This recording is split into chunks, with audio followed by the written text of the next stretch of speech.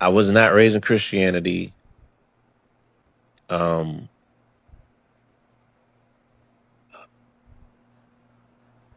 I decided to study on my own because of my quest to know more about my namesake, which is Paul, right?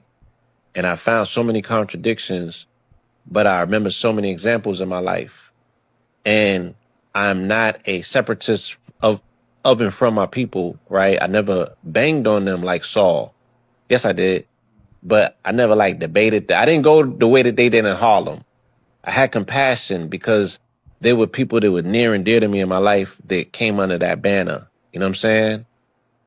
And I felt like I would be desecrating and disrespecting their legacy. And I study civil rights, right? Even though I have a Malcolm X disposition, right? But I grew up in a household where, my father's a professor of Black history. So African American studies, what they call it in school. You know what I mean?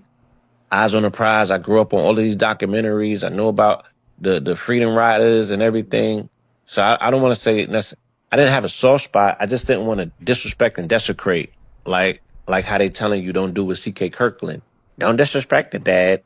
So I'm like, damn, nobody ever really. When do we take time for our ancestors? 'Cause amongst ourselves, we don't do that. We don't respect our ancestors. People don't respect King.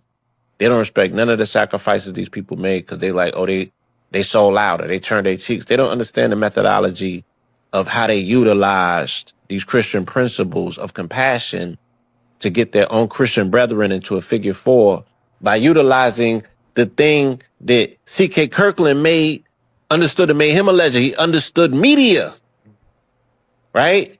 King understood media. That's why they're making these loose comparisons.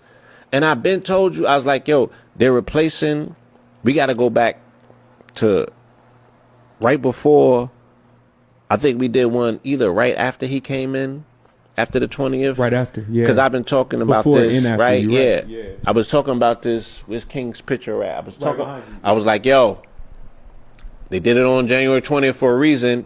They are divesting in the investment of Black America and they're replacing the old king with the new one.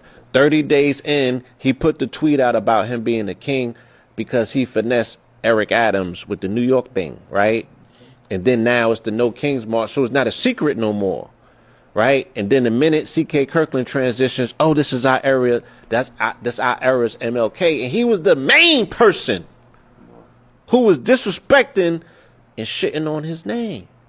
Talking about he's not worthy of a national holiday. He's talking about King. How dare you? How dare you open your... His legacy should be shredded. He has violated way too much for him to get the level of respect that he has received from our people, which tells you at this day and time, they have no idea who they are. They don't know their history. And I feel very troubled about their future.